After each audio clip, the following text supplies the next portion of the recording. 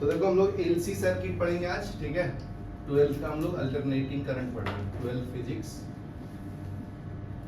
Alternating current.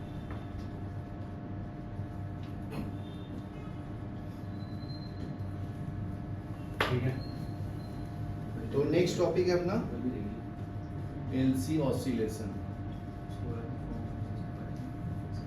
तो आज पढ़ेंगे हम लोग केस 3, ठीक है। तो केस 3 में क्या है जी, तो पहले डायग्राम बना लो, कैपेसिटर लगा लो और इंडक्टर लगा लो, ठीक है। तो इसमें मैग्नेटिक फील्ड ऐसे क्रिएट हो रहा है इसके चारों तरफ, ठीक है। आई नॉट फ्लो हो रहा है इसके अक्रॉस। तो at a later instant the capacitor get fully discharged and potential difference across its become 0, ठीक है। तो आपका प्लस चार्ज वाला था, ये माइनस चार्ज वाला, तो बहुत लॉन्ग टाइम तक यूज करूंगा तो ये डिस्चार्ज होगा ना इसके कैपेसिटर, ठीक है। तो eight a later instant capacitor gets fully discharged and potential difference across its plate become 0, becomes 0 when the current reaches its maximum value I naught। तो इसका मैक्सिमम करंट वैल्यू कितना बोला है, I naught बोला है।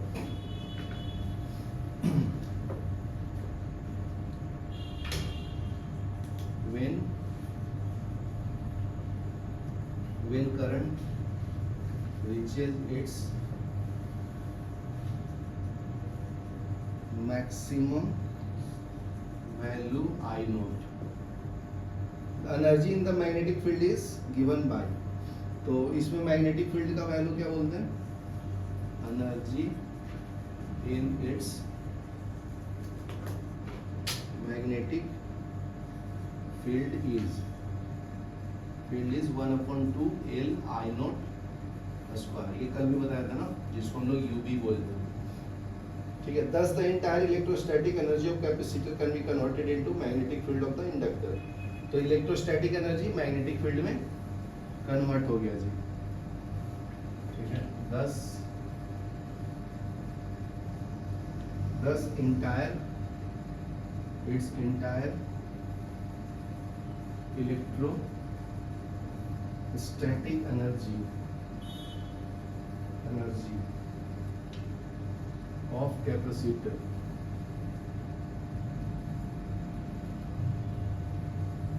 has been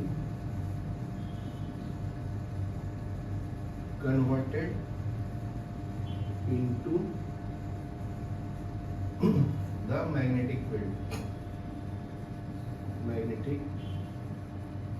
field energy of inductor,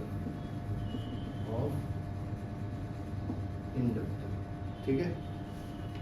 तो पूरा electrostatic energy magnetic field में कन्वर्ट हो गया। अभी देखो केस 4, ठीक है। केस 4 में क्या है जी, after the discharge of capacitor is complete magnetic flux link with the inductor decreases inducing a current in the same direction, ठीक है। तो उसकी वैल्यू कम हो जाएगा तो धीरे धीरे करंट का वैल्यू कम हो जाएगा। द करंट दस persist but the decreasing magnitude and charge of capacitor in the opposite direction, magnetic energy of the inductor begins to change in the electrostatic energy capacitor, ठीक है। तो ये लिखने की जरूरत नहीं है, जब ये पूरा खत्म हो जाएगा तो इसका एनर्जी इसमें ट्रांसफर हो जाता है, इतना ही बोल रहा है, ठीक है। ये पॉज करो। देखो अभी रेजोनेंस पढ़ेंगे इन सीरीज, ठीक है। उसके बाद पैरेलल पढ़ेंगे। तो नेक्स्ट टॉपिक है अपना सीरीज रेजोनेंस ऑफ सर्किट। या तो इसमें हम लोग तीनों कंपोनेंट्स यूज करेंगे, इंडक्टर, कैपेसिटर और रेजिस्टर। सर केस 4 केस 5 वो जरूरत नहीं बेटा, अच्छा ठीक है। तो ये एल है, ये सी है, ये आर है आपका। इसके क्रॉस एसी वोल्टेज अप्लाई किया हूँ, E equal to E naught sine of omega T. यहाँ तक क्लियर है? इसमें से करंट फ्लो हो रहा है आई, ठीक है। Circuit in which inductor, capacitor and resistor connected in series, the circuit admit maximum current according to the frequency of AC is called series resonance circuit। ठीक है, इसका छोटा डेफिनेशन है, लिखना तो लिख लो। A circuit in which inductance L, capacitance C and resistor R are connected in series, and circuit admits maximum current corresponding to a given frequency of AC is called a series resonance circuit। ठीक है, तो इसका impedance पिछले class में बताया था ना, the impedance को हम लोग जेड से रिप्रेजेंट करते हैं, of an LCR circuit is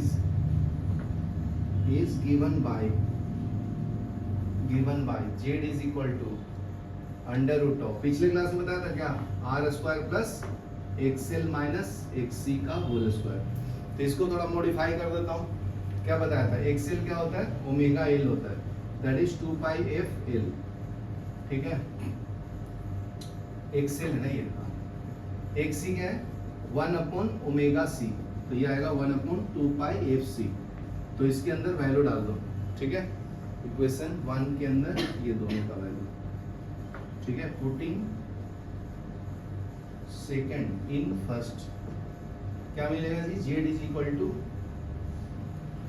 under root of R square plus omega L minus 1 upon omega C का स्क्वायर। ठीक है, at low frequency inductive reactance is negligible and capacitance is very high. ये वाला case बताता हूँ पहले, यहाँ तक। ठीक है, तो अभी देखो इसके फ्रीक्वेंसी के बारे में बात करेंगे, इंडक्टर एंड कैपेसिटर के थ्रू। तो इसमें फर्स्ट पॉइंट देखो, एट लो फ्रीक्वेंसी, जब लो फ्रीक्वेंसी होगा तो इंडक्टिव इफेक्ट का वैल्यू निग्लिजिबल हो जाएगा। Inductive reactance XL is equal to omega L, ठीक है, इज निग्लिजिबल। ठीक है, but capacitive reactance is high, reactance that is xc is equal to 1 upon omega c is very high।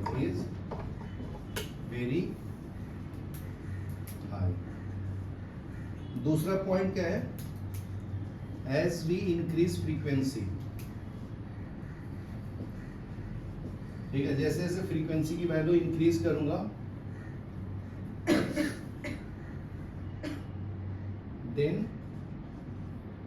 then XL increases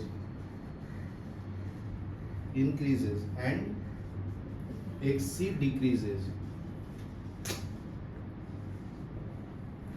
ठीक है ना, तो एक particular point आएगा जहां पे XC और XL इक्वल होगा at some frequency at some frequency XL is equal to XC, तो इसी को हम लोग रेजोनेंस फ्रीक्वेंसी बोलते हैं, ठीक है।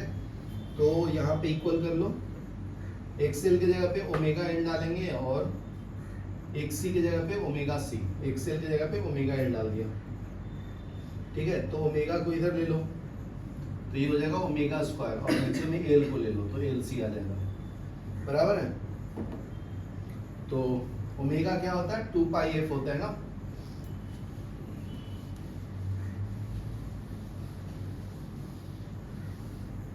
तो देखो ओमेगा क्या होता है, 2 पाई f, इसको स्क्वायरिंग बोथ साइड करो, स्क्वायरिंग बोथ साइड्स, हो जाएगा omega square equal to 4 pi square F square, ठीक है। ये सेकंड का वैल्यू फर्स्ट में डाल दो, ठीक है। तो ये हो जाएगा पुटिंग सेकंड इन फर्स्ट, तो क्या मिलेगा जी, ये हो जाएगा 4 pi square F square is equal to 1 upon LC, ठीक है। तो F square equal to 1 upon 4 pi square LC, ठीक है। तो taking square root both side, taking square root both sides, क्या मिलेगा, F equal to 1 upon under root of 4 pi square LC, ठीक है। तो बाहर क्या आ जाएगा, 2 into pi, 1 upon 2 pi under root LC, ये हो जाएगा f का वैल्यू फ्रीक्वेंसी का, ठीक है।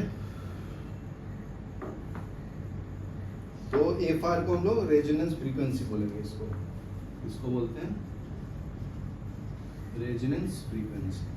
तो तुम्हारा JEE NEET CET 12th board सब में ये आएगा कि रेजोनेंस फ्रीक्वेंसी क्या है, जब XL का वैल्यू XC के बराबर हो जाता है, ठीक है। तो उस टाइम फ्रीक्वेंसी का value 1/2 pi under root LC होता है, इतना ही याद रखना, ठीक है। तो ये जितना पढ़ा है उसका कंक्लूजन यही है, समझा ना। चलो ये तो देखो पूछ के बता सर, रेजोनेंस फ्रीक्वेंसी कहाँ पे है जी, तो लिख लो at this particular frequency, particular frequency उसको हम लोग FR बोलते हैं, ठीक है। तो FR For resonance real. Frequency, तो यहाँ पे क्या आएगा, X सिंस ये क्यों आया था, क्योंकि XL इक्वल टू XC था ना, इसलिए, ठीक है। तो अगर आप Z का वैल्यू निकालोगे तो Z इज इक्वल टू क्या था आपका, for real R square plus XL minus XC का वैल्यू, ठीक है। तो इसका XL डाल दूंगा तो ये Z इक्वल टू क्या आ जाएगा, R स्क्वायर प्लस 0 का स्क्वायर, तो Z is equal to R आएगा। तो इसका इम्पीडेंस का वैल्यू रेजिस्टेंस के बराबर हो जाएगा जी, ठीक है। This is the least value of Z when the impedance of LCR circuit is minimum, the circuit is said to be purely resistive, current and voltage are in same phase। तो Z is equal to R आ जाएगा, तो current equal to voltage जो है same phase में हो जाएगा, same phase, ठीक है। और यहाँ से I naught equal to E naught by R आ जाएगा, ठीक है। तो करंट का वैल्यू ये हो जाएगा। तो this condition of LCR circuit is called resonance condition, frequency is called series resonance frequency, ठीक है। तो ये FR को हम लोग सीरीज रेजोनेंस फ्रीक्वेंसी बोलते हैं, ठीक है। तो नेक्स्ट पॉइंट देखो, at omega equal to omega R resonance angular frequency, the value of peak current is maximum, value of peak current is maximum, ठीक है। तब maximum value of peak current is inversely proportional to resistance, ठीक है। क्योंकि I naught equal to क्या है, E naught by R, तो वही बोलता है कि ये पीक वैल्यू जो है ना जी, peak value of current is inversely proportional to resistance, ठीक है, for lower value of R the current is large. तो इसमें बस यही कर रहा है कि अगर करंट का वैल्यू लो चाहिए तो आर का वैल्यू मैक्सिमम होगा, और उल्टा भी बोल सकते हैं, ठीक है, करंट का वैल्यू अगर ज़्यादा रहेगा तो रेजिस्टेंस का वैल्यू कम रहेगा जी, because they are inversely related. ठीक है, तो इसका डायग्राम अगर आप बनाओगे रेजोनेंस फ्रीक्वेंसी का तो ये डायग्राम ऐसे आता है। ठीक है, एक्स एक्सिस पे आपका फ्रीक्वेंसी है, ये आपका एफ आर है रेजोनेंस फ्रीक्वेंसी, वाई एक्सिस पे करंट है आई नोट। ठीक है, ये लिख लो। फिर characteristics of series resonance circuit हम लोग पढ़ेंगे, characteristics of series resonance circuit. तो इसके ऊपर मैं कैरेक्टरिस्टिक्स लिख देता हूँ जी। तो नेक्स्ट टॉपिक में है characteristics of series resonance circuit. तो फर्स्ट कैरेक्टरिस्टिक्स क्या है? Resonance occurs. तो रेजोनेंस कब होता है बताओ? जब एक्सएल इक्वल टू एक्सी हो जाता है ना, तो ये फर्स्ट कंडीशन है उसका। फिर रेजोनेंस फ्रीक्वेंसी का फॉर्मूला क्या है? रेजोनेंस फ्रीक्वेंसी, इसका फॉर्मूला है F R equal to 1/2 pi under root L C. ठीक है, तीसरा क्या है? Impedance is minimum, circuit is purely resistive. ठीक है, इम्पीडेंस का वैल्यू क्या है? मिनिमम है जी, और ये इम्पीडेंस इक्वल टू रेजिस्टेंस के बराबर है, आर के बराबर। फोर्थ में क्या है? Current has a maximum value, current has a maximum value. Fifth में क्या है? When a number of frequency are fed to it accept only frequency F R and reject other frequency. ठीक है, अगर बहुत सारे फ्रीक्वेंसी अप्लाई करेंगे तो रेजोनेंस फ्रीक्वेंसी में एफ आर को सिलेक्ट करेगा, इज कॉल्ड एक्सेप्टर सर्किट। ठीक है, लिख लो सिर्फ, it is called acceptor circuit. तो ये आपका कैरेक्टरिस्टिक्स हो गया, मतलब ये कंक्लूजन ही हो गया मेन तरह से। फिर पढ़ेंगे हम लोग पैरेलल रेजोनेंस सर्किट। चलो पहुंच गए, अभी पढ़ेंगे हम लोग पैरेलल रेजोनेंस सर्किट। तो सेकंड टाइप है आपका पैरेलल रेजोनेंस सर्किट। तो देखो, parallel resonance circuit consist of a coil of inductor joined in parallel source. ठीक है, तो ये पैरेलली कनेक्ट कर लो इंडक्टर को और कैपेसिटर को।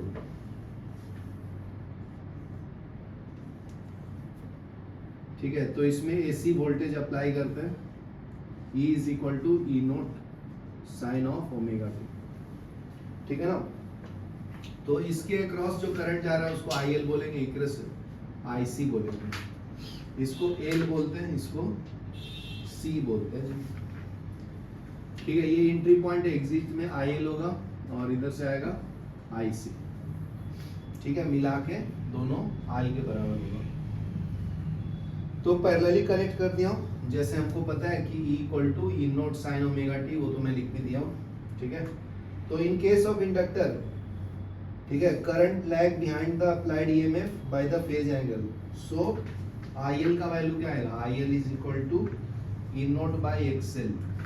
ठीक है, तो वैल्यू डाल देना E बाई ई नोट, तो ये हो जाएगा E naught sine of omega t minus pi by 2 divide by XL, ये हो जाएगा IL के बराबर।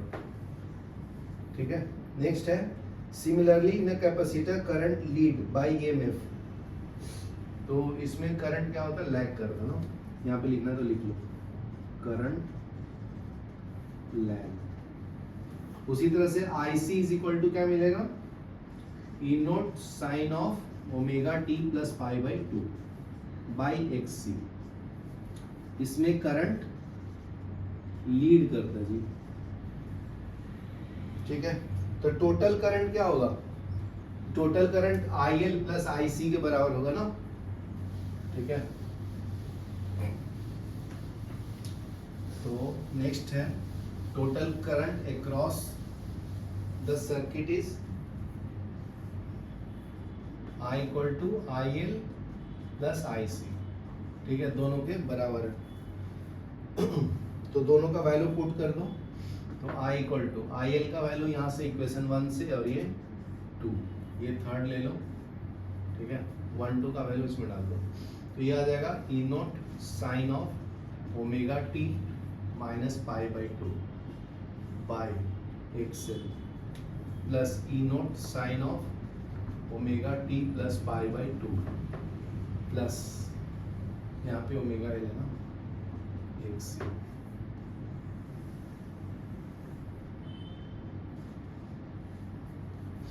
ठीक है, तो ये I इक्वल टू क्या हो गया, ई नॉट, ये हो जाएगा minus cos of omega T divide by XL, pi by 2 minus omega T इतना होता है, ठीक है, और ये आ जाएगा प्लस, तो प्लस हो जाएगा E naught cos of omega t by XL.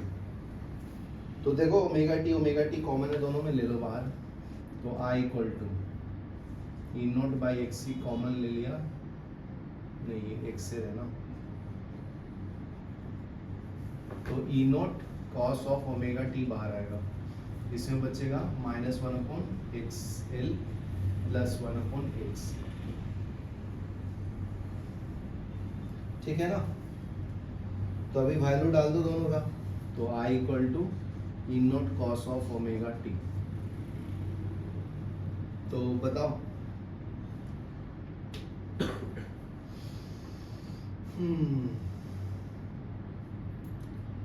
बताइए जी, ये माइनस 1 अपॉन ओमेगा एल होता है प्लस 1 अपॉन ओमेगा एल होता है, ठीक है, तो ये ऊपर चला जाएगा, तो ये हो जाएगा I equal to E naught cos of omega T, ठीक है, ये minus 1 upon omega L plus omega L हो जाएगा। यहाँ तो क्लियर है, यहाँ पे सी है। तो जब फ्रीक्वेंसी होगा तो दोनों का वैल्यू इक्वल कर देना, यहाँ तक लिखो, फिर नेक्स्ट वन बताता हूँ। देखो ये करंट का वैल्यू मिनिमम होने के लिए ये इक्वल टू होना चाहिए ना, 0, बराबर है ना, ये 0 होगा तो I का वैल्यू भी 0 हो जाएगा मिनिमम, तो ये पॉइंट लिख लो, तो I इक्वल टू मिनिमम कब होगा, when omega C minus 1 upon omega L का वैल्यू 0 हो जाएगा, ठीक है, तो इसको राइट साइड में लेंगे, तो omega C is equal to 1 upon omega L, अभी क्रॉस मल्टीप्लाई करो, omega square equal to 1 upon L C,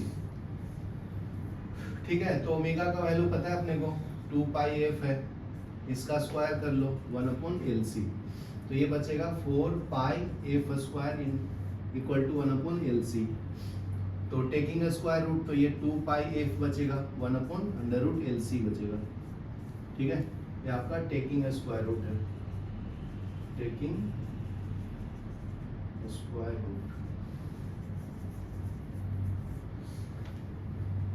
ठीक है, तो यहाँ से एफ का वैल्यू कैलकुलेट कर लेना, वही रेजोनेंस फ्रीक्वेंसी, तो F R equal to 1 upon 2 pi under root of L C. तो देखो सीरीज में भी सेम फॉर्मूला आया और पैरेलल में भी सेम फॉर्मूला है ना, तो ये लिख लो, फिर हम लोग इसका ग्राफ बताता हूँ। तो रेजोनेंस फ्रीक्वेंसी के बारे में बता देता हूँ, तो therefore at resonance parallel frequency I is minimum when circuit allow minimum current Sir, एक डाउन विट, impedance is maximum at low frequency, तो Sir. पैरेलल में क्या है, रुक जाओ, तो FR कब होगा जी, जब I का वैल्यू मिनिमम होगा, ठीक है, तो circuit allow minimum current to flow through it, impedance is maximum at high frequency, तो Z का वैल्यू मैक्सिमम होगा इम्पीडेंस का, ठीक है। A parallel resonance circuit is very useful in wireless transmission and radio communication, तो इसका कहाँ पे यूज करते हैं, बताओ, इसका यूज है वायरलेस ट्रांसमिशन और radio communication, and filter circuit. ठीक है, ये आपका रेजोनेंस का डायग्राम हो गया जी। ये तुम्हारा मिनिमम करंट, वाई पे क्या हो गया करंट, ये तुम्हारा एफ आर। पैरेलल में ये मिनिमम होता है। ठीक है, अभी इसका पढ़ना है characteristics of parallel resonance circuit. यहाँ पे लिख देता हूँ मैं, characteristics of parallel resonance circuit. तो फर्स्ट पॉइंट क्या है, resonance occur when resonance occurs when XL equal to XC। ठीक है, दूसरा पॉइंट क्या है, रेजोनेंस फ्रीक्वेंसी क्या है इसका, F R equal to 1/2 pi under root LC। ठीक है, इम्पीडेंस इज मैक्सिमम, जेड का वैल्यू मैक्सिमम रहेगा। ठीक है, current is minimum, I is minimum. चलो ये लिख लो, फिर नेक्स्ट टॉपिक पढ़ेंगे जी हम लोग, sharpness of resonance Q factor जिसको बोलते हैं, शार्पनेस ऑफ रेजोनेंस, जिसको हम लोग क्यू फैक्टर भी बोलते हैं, क्यू। ठीक है, रेजोनेंस फैक्टर को। तो अपना फॉर्मूला क्या है जी, I naught equal to E naught upon Z का वैल्यू डाल देता हूं under root of R square plus omega L minus omega C, 1/ओमेगा सी का स्क्वायर। ठीक है, also if W is valid then a particular value क्या मिलेगा जी, omega equal to omega R हो जाएगा, रेजोनेंस फ्रीक्वेंसी के बराबर। ठीक है, तो इस टाइम क्या होता है, XL इक्वल टू XC हो जाता है। ठीक है, तो omega R L is equal to 1/ओमेगा आर सी। ठीक है, तो ओमेगा आर इक्वल टू 1/अंडर रूट ऑफ LC हो जाएगा। ठीक है, for the value of other amplitude of current is less than that of I naught. For omega, for which amplitude is 1/root time its maximum value, then power dissipated becomes half. Power become half.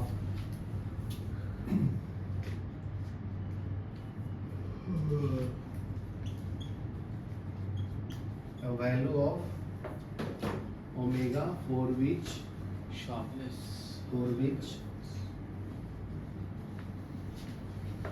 amplitude is 1/√2 times its maximum value, its maximum value। ठीक है, the power dissipated becomes half, power dissipated by circuit becomes half। ठीक है, तो इसका diagram draw करो।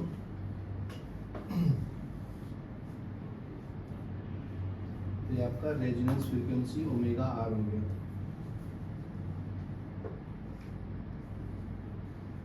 तो ये हो जाएगा I naught equal to E naught by R. ठीक है, इस पॉइंट पे क्या हो जाएगा, I equal to E naught by √2r। ठीक है, तो इसको हम लोग बैंडविड्थ बोलते हैं, बैंडविड्थ इसको बोलते हैं 2 डेल्टा ओमेगा। ठीक है, ये हाई रेजिस्टेंस है, हाई रेजिस्टेंस। ठीक है, ये XL ग्रेटर देन XC है। ठीक है, उसके बाद आता है आई आर, ठीक है, XC greater than XL, left hand side में XC का वैल्यू ग्रेटर देन XL होगा, ठीक है।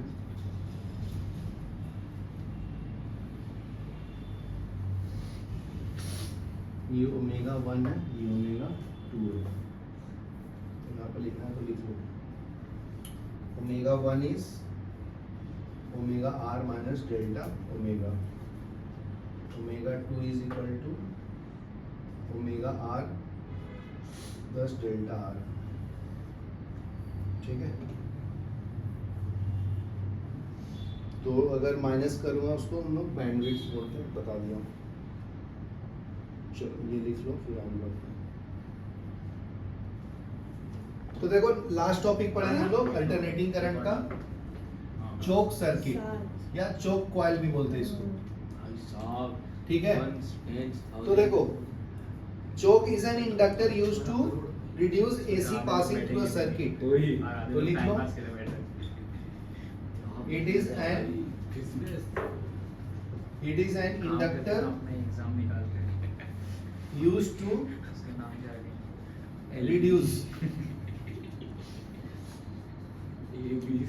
reduce AC passing through a circuit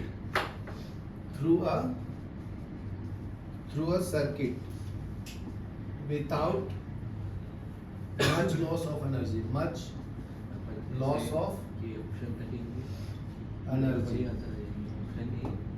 ठीक है। It is made up of thick insulated copper wire wood closely in a large number of turns over a soft iron laminated core, ठीक है। Next point क्या है? It is made up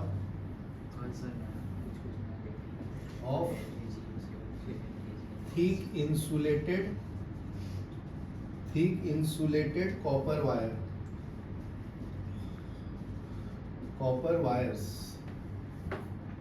ठीक है, wound closely in a large number of turns over a soft iron laminated core, ठीक है। तो ये इंडक्टर ही है तुम्हारा, तो इसका पावर का फॉर्मूला क्या हो जाएगा? IRMS VRMS into cos phi, तो यहाँ से cos phi इज इक्वल टू क्या है तुम्हारा? R अपॉन R square plus omega square L square, ठीक है। ये तुम्हारा पावर फैक्टर है ना, पावर फैक्टर। चलो ये लिख लो, फिर आज के लिए इतना ही।